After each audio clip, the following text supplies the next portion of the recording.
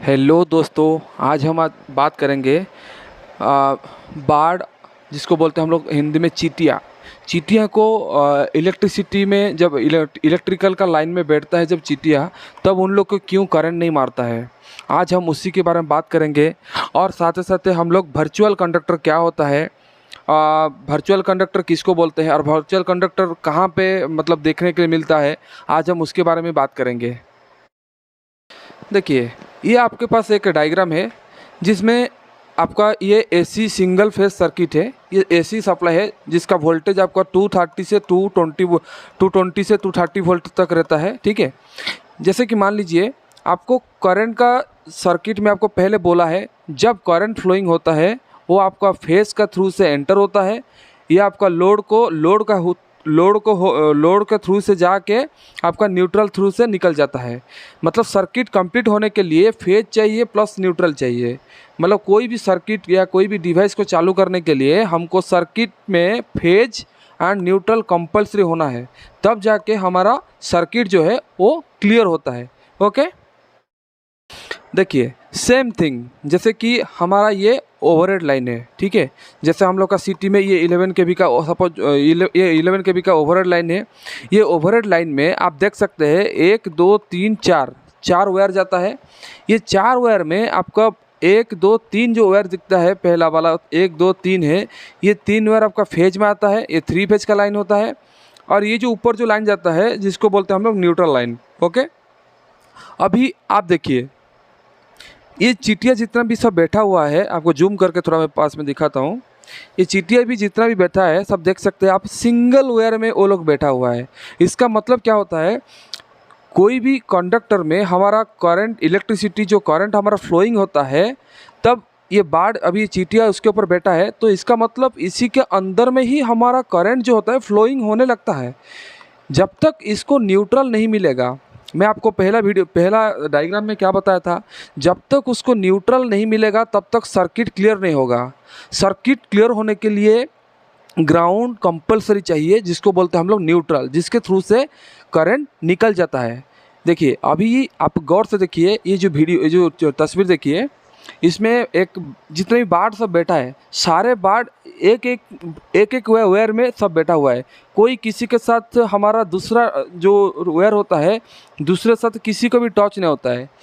मान लीजिए कोई भी अगर बाढ़, ये अगर थोड़ा न्यूट्रल थोड़ा नज़दीक में होता, अगर मान लीजिए कोई भी एक फेज के साथ, जो फेज के ऊपर में हमारा बाढ़ बैठा है, तो वो अगर न्यूट्रल के ऊपर टच हो जाएगा तब ये पकिया मर जाएगा। क्योंकि इसमें क्या होता है, जब चींटियाँ जब कोई भी सर्किट को पहले क्लियर बता रहता हूँ आपको मैं, कोई भी सर्किट क्लियर होने के लिए उसको फेज और न्यूट्रल दोनों चाहिए, ग्राउंड कंपल्सरी चाहिए। जब तक ग्राउंड नहीं मिलेगा तब तक इसके ऊपर बैठेगा तो चींटियाँ का कुछ भी नहीं होगा।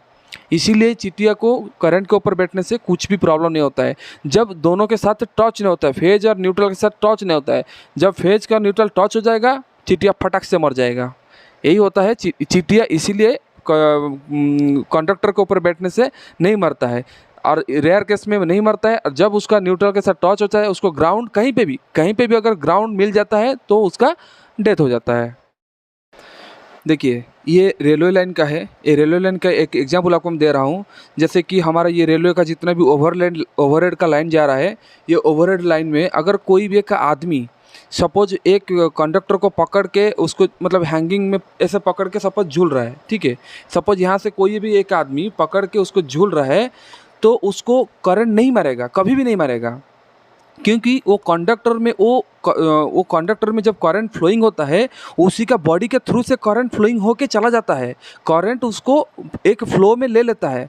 बट उसको जब तक, मैं पहले बोला था, जब तक उसको ग्राउंड नहीं मिलेगा, न्यूट्रल नहीं मिलेगा, तब तक उसको कुछ भी नहीं होगा। सेम जैसे कि चींटिया का केस में हुआ था, सेम इधर आदमी का केस में भी होगा, चींटिया के केस में भी होगा, किसी का केस में भी सेम चीज़ है। ठीक है, इसमें भी अगर कोई भी एक आदमी इसको पकड़ के मतलब ऐसे झूल लेगा, तो उसको भी कुछ नहीं होगा। क्योंकि अगर उसी के साथ में अगर किसी का ग्राउंड मिल जाएगा या कहीं पे दूसरा बॉडी के साथ टच हो जाएगा, तब जाके उसका डेथ हो जाएगा। और जब तक किसी के साथ उसका टच नहीं होगा, तब तक झूलते रहेगा, तो उसको कोई भी प्रॉब्लम नहीं होगा।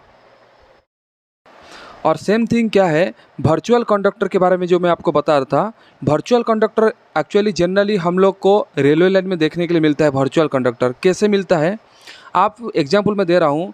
आप कभी भी अम्ब्रेला पकड़ के आप जब भी ट्रेन लाइन में सपोज कभी गया होगा तो आप फील किया होगा, तो उसका जो ऊपर में जो लोहा लगता है, छतरी का जो लोहा लगता है, उसका ऊपर में उसको क्या करता है, जब छतरी आप लेकर जाओगे तब वो छतरी को आप अंदर से उसका लोहा को ऐसे टच करोगे तो आपको जनरली क्या है थोड़ा हल्का हल्का करंट मारेगा।